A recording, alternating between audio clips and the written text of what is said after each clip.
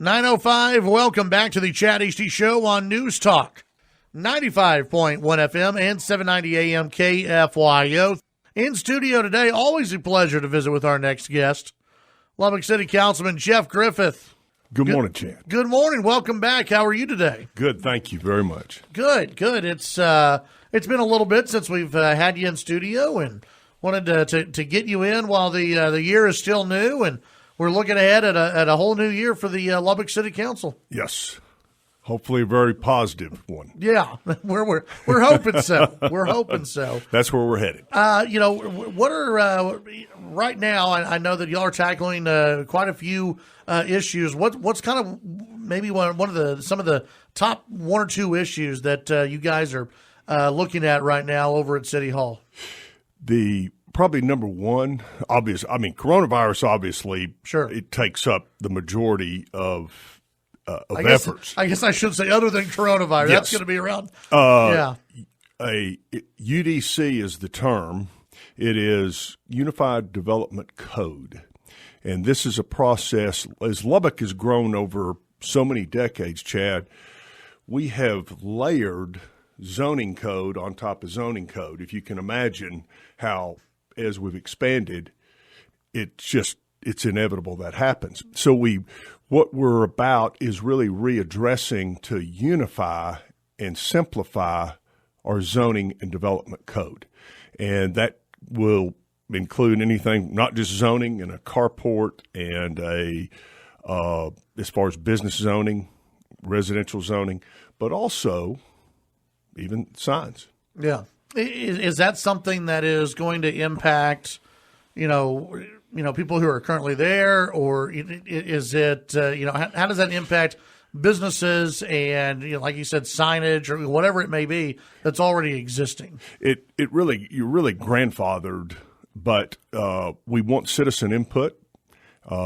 This is a very it's not a short process. It's a long process, you can imagine. Yeah. Because our city's so big. So you're talking about simplifying the code for the entire,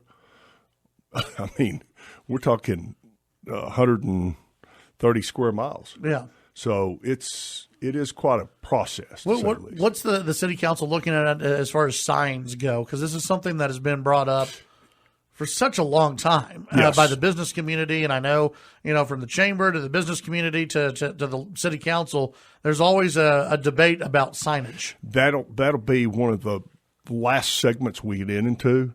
But right now we have a team of experts looking at all the aspects, but signage will be one of the last components to look at. I don't know exactly where we're headed with that. But I do think that the council will be very, very excited to analyze the data that's brought forth. Is this something where we could see, signs that go higher than what they are right now, or is it? Could be. Yeah. Yeah, it could be size, height, and, to your point about the business community and what citizens feel all across the city. Yeah. So where are you in the process, and how do citizens give input on this? It's thanks for asking. It's early in the process. I had our planning and zoning director last night went and attended a neighborhood meeting to talk about this. It's early to get information from the citizens, and it's on the city website. And there'll be some more public meetings on it, and you'll see it'll go really through the summer. We want to really take time to do this right because it's a tedious process, you can imagine. Oh yeah. So you want to make sure and do it right and honor every aspect of it. Is there something in there that you have, that there's a priority for you yourself, or something that a lot of people have come to you about, as far as, rezoning or zoning issues? In my district, I'll be a little selfish on this. I have certain neighborhoods that carports are an issue. And a lot of houses, the older neighborhoods where they didn't have garages. Well, how much does an average car cost today? Yeah. And we live in an area where hail and storms happen. And so I've always felt like it's fine in those neighborhoods to have carports. You know, the structural integrity, maybe design elements of those added carports. I'm sure that will come up. And some, you know, I know that may sound like something minor, but it's really not. Yeah. If you got a $50,000 automobile and you live at a house without a garage. You see how many trucks are, having to be, just even parked outside. And I mean, those trucks are not cheap. Cars are not going down, are they? Yeah. They're not going down in price, and people do. It's an investment. They people want to protect their vehicles from hail or whatever it may be. And even in our neighborhood, we've seen some folks who have put up extra carports just because. One, either their garage is too full of stuff, or two, they don't have a garage. But I have seen the garages that are just too full of other things. And they've built a carport. So I guess right now, as far as carports, are they not allowed in certain areas? Is that the point? You go before our zoning board of adjustment to get a variance. Is how that works. But over the years, a lot of people have put them up without doing that. Let's be honest. Yeah. And so how do you respect neighborhoods, the beautification of neighborhoods at the same time? To your point, these trucks are some of them won't fit in the garage. Yeah, exactly. Absolutely. Let's see. Let's talk about before we take our first break, and we're visiting with Councilman Jeff Griffith here in studio. We've already had a few people who have texted in about this. What's going on with this downtown park? What's happening there? Thanks for bringing that up. There's a lot of confusion about the downtown possible park project. First of all, the only thing that's funded about this, Chad, is the design and engineering of it. This was brought on literally over a year ago by the Downtown Redevelopment Master Plan. The Overland Group was hired by the city, our downtown TIF, which is basically the group of property owners that are in the downtown area, that zone, and they used tax money that is from the downtown area only to create a funding source to recommend that with the master downtown redevelop, again, this entire process, one component was to create a downtown park. Only the design and engineering is funded. The city we have no funding mechanism at this time to tear down that block, which is the old Lubbock Power and Light building, which previously listeners may remember is First Federal Building, and before that was even Dunlap's department store. So that's the location they recommend for it. The funding to actually construct a park there, we do not have. So it's early in the process. Will it come to fruition? There's a possibility. We'll see. I remember when Citizens Tower was proposed and being built, one of the things that the council at that time had said, and those were different members on the council, but one of the things that they had said was, hey, if we build this tower, if we buy the tower and redo it and put all the city, city employees in the tower and everything else, we'll be able to sell the property. Yes. The LP&L, and the LP&L building was specifically mentioned as one of those buildings we'd be able to put back on the tax roll, and because it's at a prime location, and the city would earn some money off of that. And what happened to that idea? Well, that idea still could happen, just because this process is the after, and let me be very clear. I was the one that you need to point the finger at in talking about this. Is you got a great memory, my friend, because I was one of the ones that proposed Citizens Tower, voted for Citizens Tower, helped get it funded. I'm very proud of it. By the way, the old City Hall is now under reconstruction. Not to defer, but it's under construction. I'm very excited about that for the South Plains College campus downtown, where you'll have up to 2,000 students a day and help our workforce issues. But back to this one block, the LP&L component, I was also in favor of that and spoke about this. I'm not 100% sold on the city funding a multi-million-dollar park in that location. Mm-hmm. There may be other funding mechanisms. If that happens, then I'm open to that now. After the downtown redevelopment plan was brought forth. So yes, I'm not saying I've changed my mind, other than I'm open to look at it. I think part of this plan, let's just say, the ideas go forward on tearing down the LP&L building. It would also tear down the parking garage, correct? Yes. Okay. Heard a lot of questions. What about parking in downtown? It sounds like we're getting rid of a lot of parking in that area. Is that a smart move to make? That parking garage needs to be torn down regardless if the property's sold off or it becomes a park. That parking garage can be rehabilitated properly, unfortunately. The NTS Tower course is being rehabilitated as we speak for almost 80 apartments. So you've got quite a bit happening right there across the street from it. Yeah. And so that's exciting that it's happening. But I think this is more of a long-term, not a short-term event. Do you think we'll see more? Do you think we'll see parking garages pop up in downtown Lubbock? The one that we're building at Citizens Tower, right, for the city center, because you'll have police headquarters, of course, municipal court. That parking garage is also close enough, and I've pushed for that is owned by the citizens of Lubbock and paid for by the citizens of Lubbock.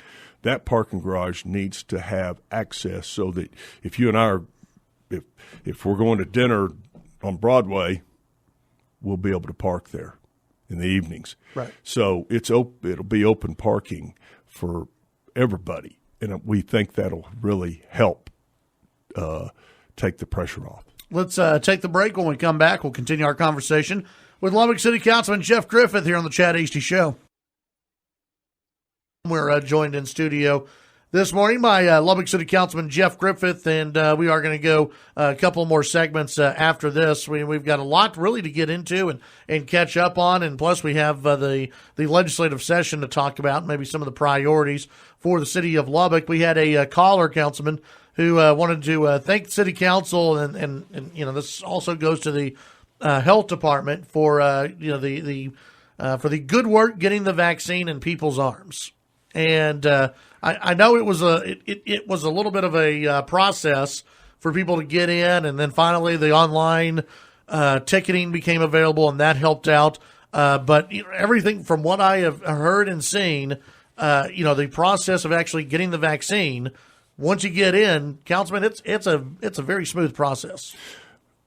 Chad, I appreciate you saying that, and I appreciate the listener texting in that. I also applaud our health department. They have been fantastic in this process. Yes, the first rollout, there was so much. I mean, we weren't the only city to go through that the city phone lines got blown up those first few days. That has been corrected. And believe it or not, adding the select-a-seat ticketing option online helps the process dramatically. Yeah. This is it's quite a humbling experience to see what is done there, and the simplification of it. And we still got a long way to go. We got a long way to go, Mr. Hasty. But this is we got to stay the course every week. And I appreciate the volunteers and the hospitals. pharmacies, but our health department's just been spectacular. They've really risen to the occasion on this, and very proud of what they're doing every day. I've seen some stats out there that Lubbock is one of the best cities as far as percentage of citizens who are actually getting vaccinated. What do you attribute that to? First of all, I think we've had a good campaign to explain this. I think our hospitals have done wonderful in this regard. I think the plan is very beneficial, the way that anybody 65 and older and anybody with chronic medical conditions, this is obviously a state-mandated plan, but people understand the seriousness of this. And you know what? The faster we get people vaccinated, I think Lubbockites understand, the faster we get back to normal. Right. Do you worry at all that, new administration comes in on the federal level, they may have different ideas on how they want states and cities to run things, and that may hurt what Lubbock is doing? I mean, Lubbock right now is, you can make an argument, things are running pretty smooth right now in Lubbock. I know y'all like to have more vaccine. I think every city would like to have more vaccine, but as far as actually running the program, Lubbock's doing pretty good. Are you worried about any changes on the federal level? I'm not now. No.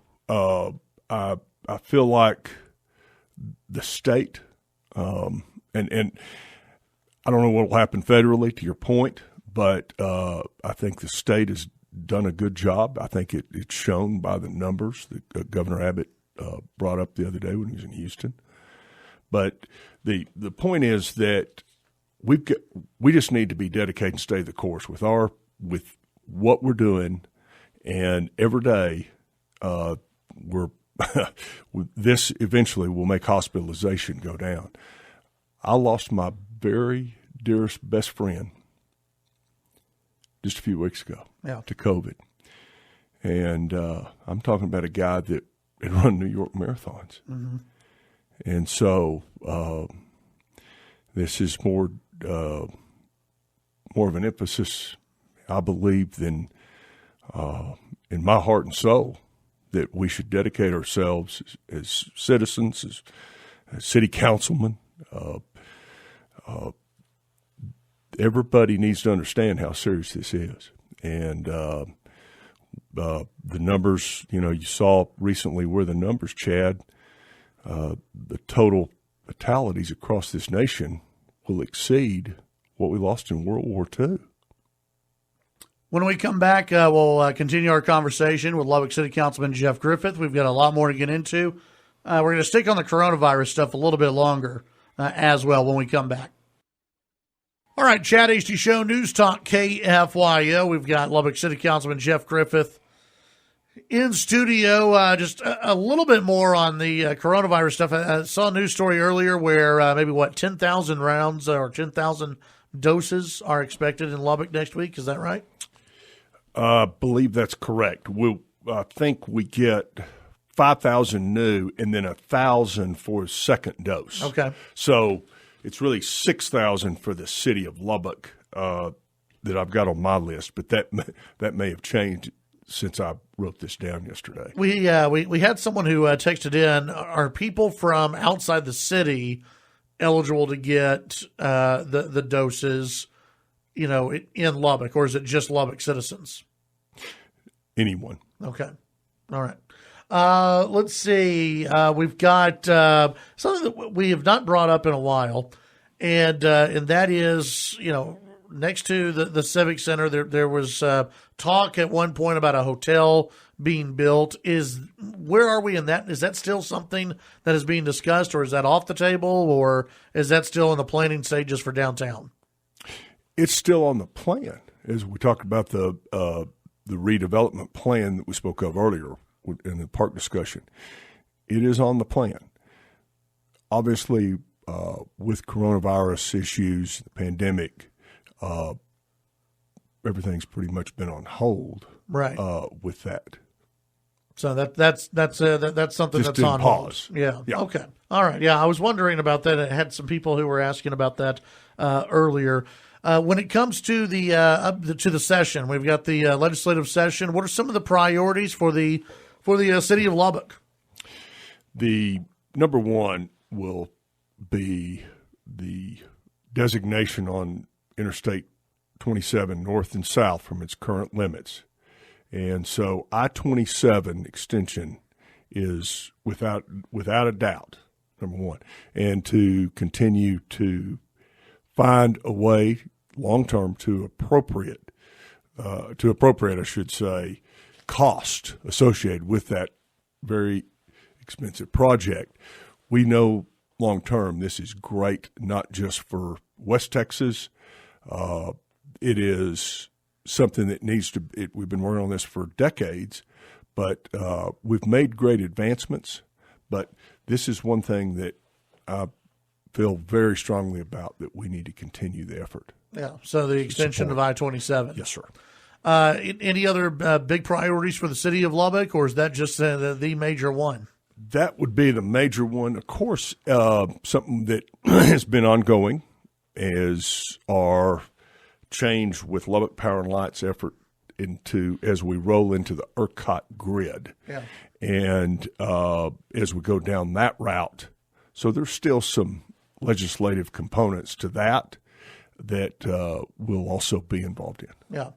I know that last year there was the battle about taxpayer-funded lobbying. Mm-hmm. That's something that the city of Lubbock, I believe, last year and even the session before then, the city of Lubbock has been for that. You've got state reps here who are obviously against taxpayer-funded lobbying. Last night from 5 to 7, we had another state rep on, Jared Patterson from the Dallas-Fort Worth area. He's in favor. So it looks like the Republicans are going to get another go at ending taxpayer-funded lobbying. From a city's perspective and where you sit as a councilman, what do you think about it? And if you're for taxpayer-funded lobbying, why are they wrong on the state side? Chad, that's a really good question, and I respect our representatives' thoughts on this, and I do understand it. At the same time, why do we use state taxpayer lobbying for the state of Texas in Washington, D.C. at the federal level? So if it's good for the goose, isn't it good for the gander?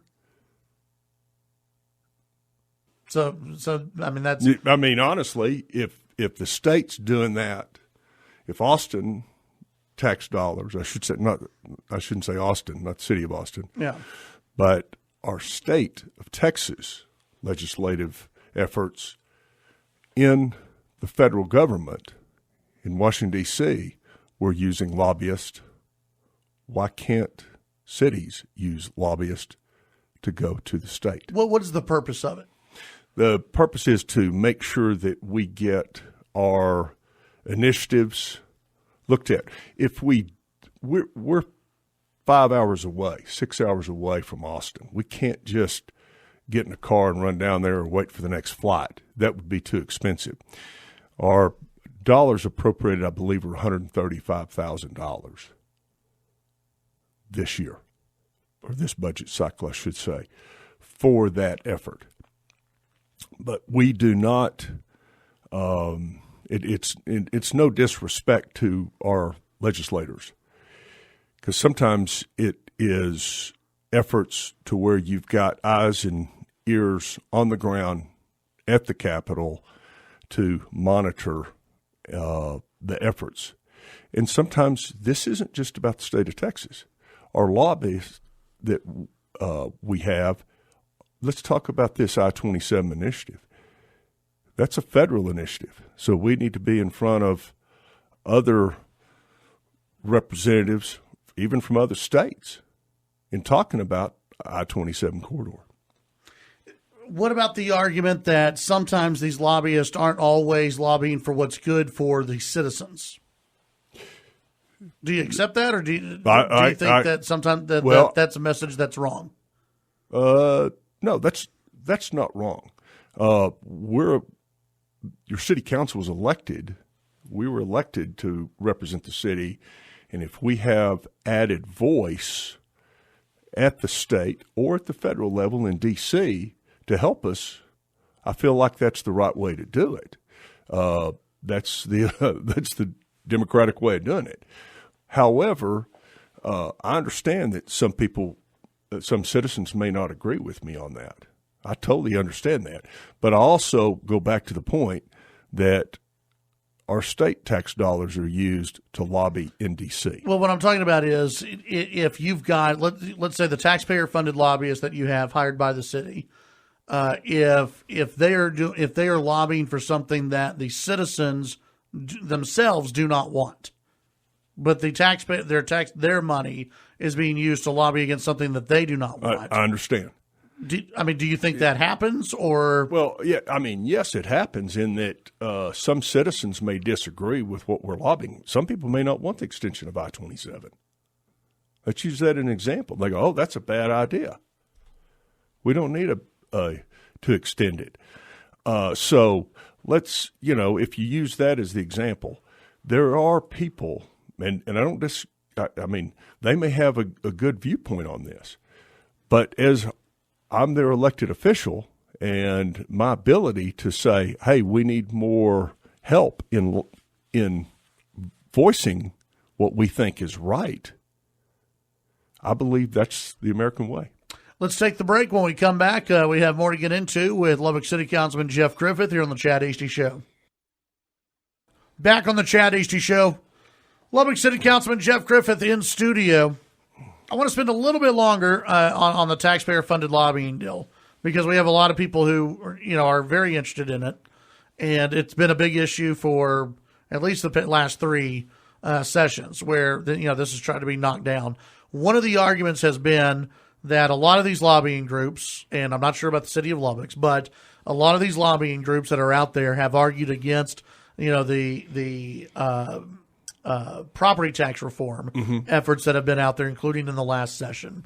Property tax reform efforts that a lot of citizens were like, "Hey, we need property tax reform. We need it. We need it badly." A lot of these lobbyists were arguing against it.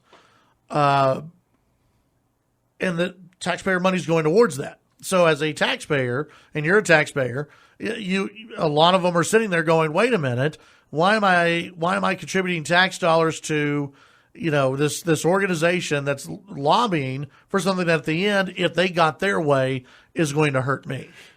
So how do you address that person who's out there going, my tax dollars are working against me on this issue? I understand that argument. And is a very legitimate argument, Chad. The city of Lubbock, first of all, our lobbyist, that was 2 years ago, the last session, our lobbying efforts, yes, we did. We were involved in that. More of the formula, I believe, than a up or down. But the formula, if you look at the city of Lubbock, and I can't speak for other cities because obviously Texas, as big as it is, has been all over the board with some of the big metropolitan, multi-million population cities have had some big jumps in property tax. But if you look at ours, we've held the past 10 years, my goodness, we don't really have that growth in property tax as far as, now you can talk about appraisal growth, appraisal creep, different animal. I'm talking about the actual tax rate. And so, yes, I'm a taxpayer, and nobody wants to pay it, but it's part of life. The city at times may need the ability to increase it. I think that should be allowed. At the same time, I wouldn't. I think it's more about the formula and the rate that they were setting, not a up or down, in my opinion. Another question that a listener sent in let's say taxpayer-funded lobbying were to go away. You know, you wouldn't be able to use it. What would be the difference in just having meetings with the state reps and the state senator? And, you know, why could business not be done that way? It is. It goes back to, do you want one voice or do you want several? And in no disrespect to our legislators, the ultimate is that if it goes away, then you have basically the city of Lubbock, and no offense to our legislators, they've got a lot of other efforts on their minds. Our efforts may mean that we put somebody in Austin. We can have a city representative in Austin. Right. It wouldn't be a lobbyist. It would be a city position. Right. So a full-time position that would be down there. Could cost more. That's right. Speaking of that, before we take our next break, pay raises for council members, something that has been talked about before. Where are you on that? I'm not on that. I understand it. I mean, I've been told I'm not worth my $25 a month, Mr. Hasty. and all of a sudden I get some laughter in this studio. The ultimate is that it probably does limit who runs. Yeah. Do I feel like a city council person in Lubbock, Texas should have a living wage? No, I don't. I understand that some of our council may have different thoughts on that. It would open up. It could open up a can of worms as to people running for a job. Right. Not doing it out of really being honorable to our community. And that's what I think our council does today. All right, let's take the break. When we come back, we'll have one more segment with Councilman Jeff Griffith. We'll talk about city charter, any plans for that, and anything else that may come up in that last segment. We'll be right back. All right, we've got a couple of minutes left here on the Chad Hasty Show. I do thank Councilman Jeff Griffith for joining us in this hour and talking about all the, not all the issues, but a lot of the issues facing the city of Lubbock. Real quick, anything on the horizon as far as the city charter goes, changes or anything being looked at with the city charter? I know if you know you were going to talk about if pay raises were going to be considered, that would obviously take a change in the city charter. Anything else out there? And which means, Chad, that it would go before the citizens for a vote, because a city charter, any changes would need to go to a citywide vote, right, to get approval. One that was brought up in a workshop was on our council goals when that was brought up about pay increase, was also the term length for mayor is only 2 years, council is 4. Right. And so extension of the mayor's term to increase it to 4 years, that was brought up. What do you think about that? I think that would be, actually, I think that'd be good. Would it put some council members at a, because if you put it every 4 years, not everyone is running for re-election every 4 years. I mean, or would y'all change that to where every single council member is up every 4 years? Well, and right now, with the mayor being on the ballot, you can make the argument that actually draws more people out to the polls. And that's a good point. It really does. And that's a very good point. The way it's staggered now works because, in my opinion, you have, as new council members come on and get elected, you still have some that are tenured that have experience. Sure. And I think it's a good idea, too. I really believe that the cities I've seen where everybody's elected all new every 2 years or 4 years. Yeah. That sometimes you can get some. But the reason I bring that up too many is freshmen. wouldn't it make it a little bit uneven as far as participation goes? And it's already uneven. Some council districts bring out just a couple hundred people. So, I mean, it already is uneven. But wouldn't that impact the election on at least two of those seats? Because then, hey, we don't have to worry about a mayor being on the ballot. Right. And that's a good point to debate that. That's really, I hadn't thought about that, but I like that needs to be brought up. Any chance of moving those elections to a November election?